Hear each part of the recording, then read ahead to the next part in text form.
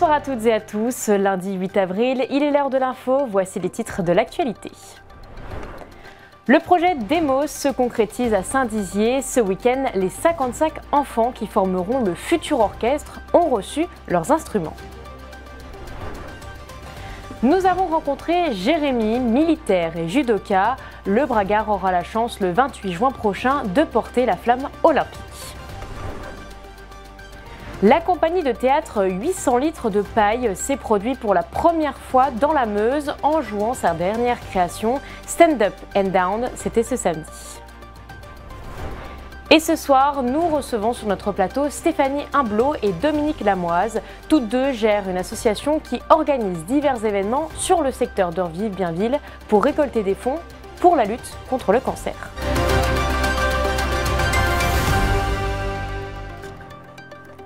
Et voici pour les titres. C'est un projet lancé en 2010 par la Philharmonie de Paris et qui permet aux enfants de 7 à 12 ans d'apprendre la musique classique. Demos s'installe désormais dans la communauté d'agglomération du Grand Saint-Dizier d'Air-et-Vallée. Ce week-end, les futurs musiciens ont reçu leurs instruments qui leur serviront pendant 3 ans. La rédaction était sur place. On commence toujours par le premier, d'accord ? Dans une salle des fuseaux très silencieuse, les 55 futurs musiciens s'avancent sur scène. C'est le début d'une représentation, une cérémonie presque solennelle où les enfants vont montrer à leurs parents ce qu'ils ont déjà appris lors de leur premier cours.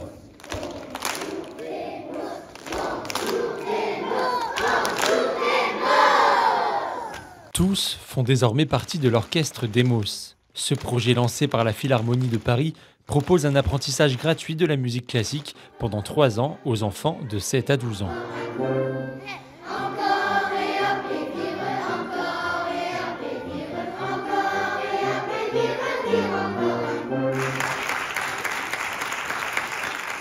Une aubaine pour l'agglomération du Grand Saint-Dizier d'Air-et-Vallée. Saint-Dizier a toujours été très présent dans la culture et là ce qu'on voulait c'est que ça puisse toucher tant les enfants qui sont éloignés du monde de la culture à Saint-Dizier, donc quel que soit leur quartier, mais aussi dans tout le Grand Saint-Dizier. Et donc il y a plusieurs villages qui sont impliqués et la moitié des enfants viennent des communes du Grand Saint-Dizier d'Air-et-Vallée. Et moi il y a une famille qui m'a dit la chose suivante.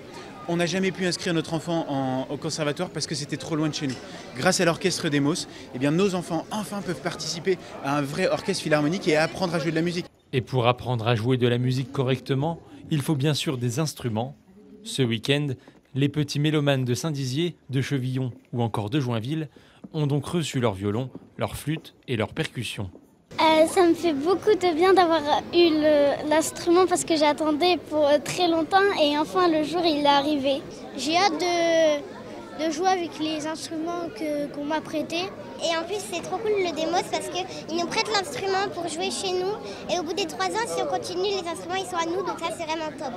Je suis content parce que comme on a eu ça on pourra l'apprendre et peut-être que quand on sera grand on pourra racheter un truc comme ça et apprendre. Désormais les enfants vont pouvoir suivre leur premier cours munis de leurs instruments. Ils ont 3 ans pour se former et se préparer à constituer un orchestre symphonique qui se produira à la Philharmonie de Paris. Des années de pratique où ils vont apprendre à chanter, à jouer de la musique classique, à lire des partitions et bien sûr à travailler avec les autres. Nous avons tenu pour le projet Demos à ce qu'il y ait une relation forte à la musique de manière hebdomadaire. La moyenne c'est 4 heures par semaine. Il y a aussi des week-ends, des stages, de façon à ce que les choses soient relativement intensives. On voit bien, même ceux qui 10 ans après en reparlent, ils ont gardé une mémoire très forte de ce qu'ils ont pu vivre pendant ces 3 premières années de relation à la musique. L'orchestre de Saint-Dizier rejoint donc les 7 autres déjà créés dans le Grand Est. La région est d'ailleurs le territoire qui compte le plus d'ensembles Demos en France. Et ce soir, nous vous proposons un nouvel épisode de notre série Terre de Sport.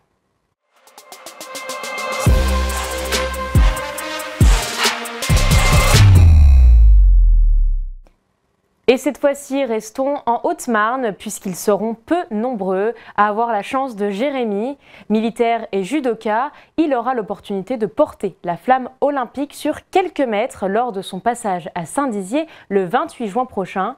Une fierté pour ce bragard qui est investi dans le sport associatif autant que dans son métier. Gaël Bossu est allé à sa rencontre. Lorsqu'il a candidaté en 2023, le sergent-chef Jérémy espérait être gardien de la flamme olympique. autrement dit, veiller sur elle pendant son trajet. Il aura en réalité l'opportunité de l'approcher d'encore plus près, puisqu'il a été choisi pour en être porteur lors de son passage à Saint-Dizier le 28 juin prochain. Les Jeux Olympiques, on a tous rêvé, étant gamin, ou presque tous, surtout quand on est sportif, d'y participer.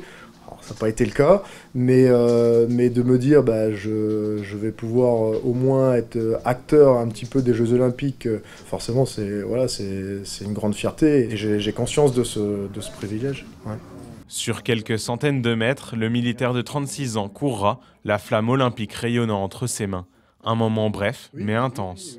En ce moment, je prépare un marathon, donc ça devrait le faire pour les 400 mètres. Mais par contre, je pense que je serai vraiment au ralenti pour profiter pleinement de l'instant. Et acheminer un objet d'un point A à un point B, c'est une mission que ce militaire bragard connaît plutôt bien.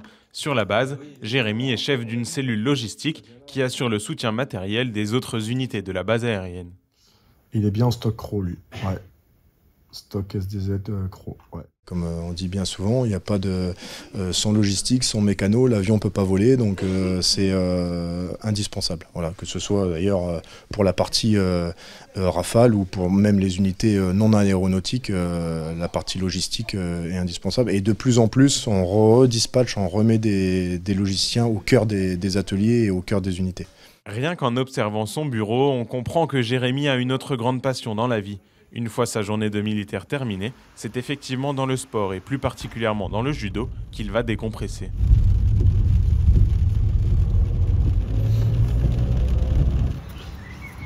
Et pour cela, direction le dojo de Bettencourt. J'ai commencé très jeune le judo, j'ai commencé à l'âge de 4 ans. Mon papa étant militaire, j'ai débuté le judo sur l'île de la Réunion. On a vécu 2 ans là-bas. Quand je suis au judo, je me sens bien et en même temps transmettre ces valeurs et transmettre cette passion, c'est quelque chose qui me tient énormément, qui me tient à cœur. Qu'on soit installé en revers, en gaucher ou en droitier, on pourra travailler de la même manière. Alors, 2 solutions. Encadrant du club depuis 2015, c'est aussi son investissement bénévole dans le monde du sport associatif tout au long de ces années qui vont lui permettre de porter cette flamme symbolique. On se pose la question, on se dit est-ce que je suis vraiment la bonne personne, est-ce que je le mérite? Mais je me dis qu'au final, voilà, cette implication, elle est récompensée, tant mieux, c'est tombé sur moi et c'est un honneur, voilà, c'est un honneur. Et au SLO Bettencourt, ils seront 2 à partager cette chance. Eva, judokate de 19 ans, a également été retenue. Je suis très fière de pouvoir porter et faire porter le message des JO. Le sport, mais aussi on va dire le respect, la paix, on va dire aussi ça fait partie aussi des valeurs du judo. On retrouve aussi les valeurs qui sont dans le judo, dans les JO en fait. En attendant que les 2 judokas prennent soin de la flamme, ce sont les mascottes olympiques qui veillent sur eux. Avis aux amateurs de pyrotechnie face au succès rencontré ce week-end lors du traditionnel feu d'artifice de la foire de Pâques. Les forains se sont mobilisés pour offrir aux habitants un 3e feu d'artifice. Ce sera ce samedi 13 avril. Il va être tiré à 22h30 au pied des remparts. Et autre bonne nouvelle, pour la dernière de la fête foraine, un tarif réduit sera mis en place le dimanche 14 avril. Vendredi soir, à Contrisson, le comédien originaire de Bourgogne-Franche-Comté, Valentin Clerc, a joué son dernier spectacle Stand Up and Down, un show mêlant divers genres et s'inspirant de la vie de l'acteur américain Robin Williams. Manon de Fontis était sur place. Des rires résonnent au sein de la salle des fêtes de Contrisson. Sur scène, le comédien Valentin Clerc joue son dernier spectacle Stand Up and Down, une autofiction inspirée de la vie de l'acteur Robin Williams. L'idée de cette pièce de théâtre lui est venue il y a quelques années en lisant un livre sur la relation entre Robin Williams et son photographe. Quand je suis tombé sur ce livre, d'un seul coup, j'ai eu une c'est bizarre, mais j'ai eu une révélation de « Oh, mais cet homme-là est si important pour moi, en fait !» Enfin, c'est comme si j'avais vécu les 20 premières années de ma vie comme ça, et puis d'un seul coup, mais en fait, cette personne-là est très importante et pour plein de raisons. Et du coup, c'est ce livre-là qui a été un peu le déclic. Théâtre, stand-up, photographie ou encore cinéma, divers genres se mélangent sur scène. On ne s'est pas dit il faut absolument qu'il y ait tous ces genres-là, mais en tout cas c'est parce que la figure de Robin Williams est une figure remplie de plein de facettes. C'est vraiment une boule à facettes, ce comédien, dans le sens où on le connaît d'abord pour du cinéma, en tant qu'acteur de cinéma, mais en fait, c'est d'abord un comique de stand-up incroyable. Et du coup, déjà, vous mélangez cinéma, stand-up. Moi, il se trouve que je suis comédien de théâtre avant tout. Et du coup, c'est sous forme de théâtre qu'on a mis ça en place. Moi, je ne suis pas quelqu'un qui écrit avec des blagues toutes les 5 secondes. Donc, du coup, c'est plus sous forme de pas monologue, mais en tout cas de théâtre que je me sens le mieux dans l'écriture. Habitué de se produire en milieu rural, c'est la première fois que Valentin joue dans le Grand Est. Une grande première qui semble avoir plu. Une 50aine de curieux sont venus applaudir ce jeune comédien. L'occasion de faire rire et vivre nos campagnes. La maman s'appelait plus la maman seule, elle s'appelait la maman heureuse.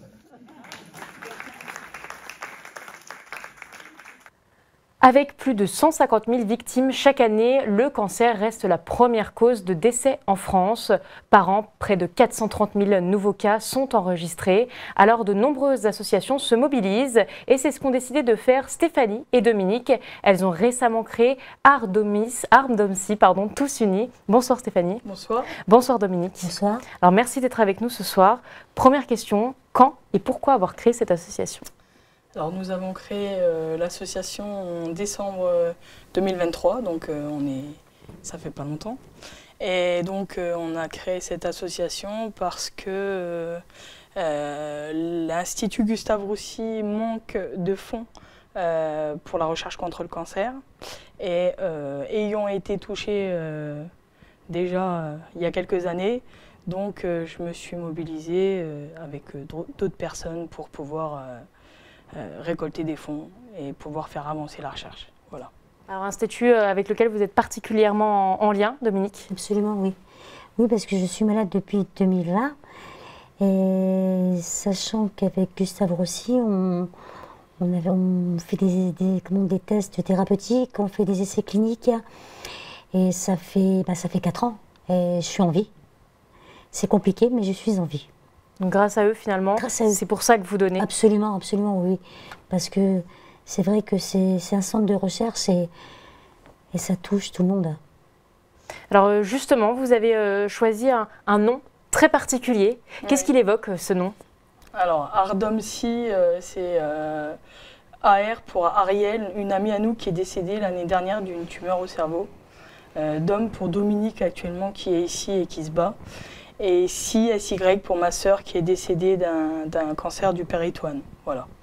Alors, on n'a pas pu les sauver, mais là maintenant, voilà, on se bat pour sauver le plus de personnes possible. Voilà. Alors justement, vous vous battez, cette association, c'est un premier pas. Oui. Quel est le but de cette association ? Donc, comme je vous ai dit, c'est pour récolter des fonds pour la recherche contre le cancer. Ils sont l'année dernière, quand nous sommes allés les voir, il n'y a pas du tout de fonds. Si, au niveau pédiatrie, au niveau du cancer du sein, on entend beaucoup parler de ça, Octobre Rose, des choses comme ça. Mais les cancers ORL comme Dominique a actuellement, ils n'ont plus aucun fonds. Donc on se mobilise pas pour 1 ou 2 cancers, pour tous les cancers qui existent. Et on a envie aussi par la suite de pouvoir aller voir les malades et leur montrer qu'ils ne sont pas tout seuls, qu'on les soutient. Et parce qu'il y en a, ils sont entourés et d'autres non. Et c'est ce qu'on veut faire, voilà, leur montrer qu'ils ne sont pas tout seuls et essayer qu'ils aient un peu de bien-être, leur faire du bien. Voilà, c'est ça qui est important. Alors justement, il y a un réel soutien entre vous et c'est quelque chose que vous voyez tous les jours, ce manque de fonds. Ça fait combien de temps que vous êtes à cet institut ? Alors, ça va faire plus de 4 ans que je suis à l'institut. Ça ne m'a jamais perturbée au début parce qu'on ne parlait pas d'association, on ne parlait pas de tout ça. Et quand j'ai remis le dernier chèque qu'on a remis de 2100 €, j'ai la personne qui m'a interceptée en me disant voilà, cette somme-là, pour moi, il fallait la diviser en 3. Tumeur du cerveau pour les enfants et puis pour le service ORL. Et elle m'a dit non, si je peux me permettre, donner au service ORL, on manque cruellement d'argent. Donc on a remis cet argent-là. Et je ne sais pas comment est perçu le cancer ORL, mais il manque d'argent. Alors justement, vous y connaissez vraiment le bout finalement du cancer ORL. Concrètement, qu'est-ce que c'est, si on peut l'expliquer simplement? Alors concrètement, le moi, c'est un carcinome épidermoïde. Donc si vous voulez, c'est la peau qui est juste en dessous, là, qui est juste en dessous. Mais moi, malheureusement, c'est que j'ai une extension dans les os. Et donc mon essai clinique, mon dernier essai clinique a fonctionné. Donc ça a fonctionné à 75%. Donc j'avais des ganglions énormes. Ils ont résorbé. On a été obligé d'arrêter l'essai clinique parce qu'il ne fonctionnait plus à un moment, parce qu'au bout d'un an, ben voilà, il faut renouveler. Donc là, je suis partie en chimiothérapie. On connaît la chimiothérapie. Les effets indésirables, musculaires et osseux. Donc pour moi, c'est un peu compliqué. Mais je me dis qu'ils font quand même un super boulot parce que je tiens encore debout, je suis là. Je passe au bloc mercredi matin et je me dis que ça, on va y aller. Justement, c'est cette lueur d'espoir que vous voulez apporter à tous ceux, parce que finalement, vous montrez ce courage-là, vous montrez ce qui est possible de faire aujourd'hui. Qu'est-ce que vous voulez transmettre exactement comme message avec l'association? Il faut y aller, il faut avoir du courage, le matin, il faut se lever, il faut être mental, il faut penser. Vous êtes d'accord, on a une épée Damoclès au-dessus de la tête, je suis d'accord. Mais il faut y aller. Il faut se lever le matin, il faut y aller. Et vous, c'est pareil, c'est le même message que vous auriez à passer? Moi, j'ai envie de faire avancer la recherche. C'est peut-être pas grand-chose, j'explique ça à chaque fois. On est tous touchés par, plus ou moins par la maladie, que ce soit famille, amis, on connaît tous quelqu'un qui est malade. Et du coup, je pense qu'on est tous touchés par la maladie. Et voilà, j'ai envie de faire avancer les choses, j'ai envie de dire, je donne toujours l'exemple, mais une maman qui est condamnée et qui sait que sa fille va se marier dans un an, et ben si on lui donne l'année là, c'est peut-être pas grand-chose pour certains, mais une année, c'est important pour cette dame-là et voir sa fille pouvoir se marier. C'est des exemples et j'ai envie voilà, d'amener du bien-être et que la recherche avance. Ça, ils sont numéro 1, Gustave, ça faut le préciser, ils sont numéro 1 en Europe, ils sont numéro 4 mondial. Il y a des gens de toute l'Europe qui vont les voir et ils font 40% chez eux, c'est des essais thérapeutiques. Nulle part ailleurs, c'est fait nulle part ailleurs en Europe, chez eux. Voilà. Beaucoup avec les États-Unis. Et moi, on m'a dit, on ne pourra pas vous guérir, mais on va essayer de vous maintenir le mieux possible. Et donc c'est ce qu'ils font depuis 4 ans? C'est ce qu'ils font depuis 4 ans. Plutôt réussi? Plutôt réussi. Dernière question, donc vous parliez effectivement d'aider chaque jour et vous mettez en place des événements pour ça, alors des événements plutôt joyeux. Qu'est-ce que vous avez prévu le 1er mai? Un barbecue géant, voilà. Un barbecue à Heurville-Bienville, dans notre commune, avec animation musicale, voilà. On a prévu de récolter des fonds au maximum. Il y a même les sticks, des élèves de l'ESTIC qui sont en train de faire des petits objets pour qu'on puisse les vendre. Enfin, les gens font des petites choses et nous les donnent et nous disent tenez, vous pouvez les vendre pour. Et ça, je trouve ça super, c'est super gentil. C'est un soutien. On n'aurait pas pensé, mais on est alors à l'heure actuelle, on est 46 adhérents et on est 19 membres actifs. J'ai du monde qui vient me voir régulièrement, qui demande. Donc ce jour-là, si les gens veulent, il y aura un endroit où ils pourront adhérer à l'association. Il n'y a pas besoin de juste adhérer, ça prouve qu'ils nous soutiennent. S'ils veulent aider, il n'y a pas de souci, mais voilà, au moins un minimum. Voilà. Et ben on va terminer sur ce beau mot, soutien. C'est le mot de cette interview. Merci d'avoir été avec nous ce soir. Merci. Avec grand plaisir. C'est la fin de votre journal. Merci de nous avoir suivis. Tout de suite, la météo. L'information continue sur Puissance Télévision. Bonne soirée.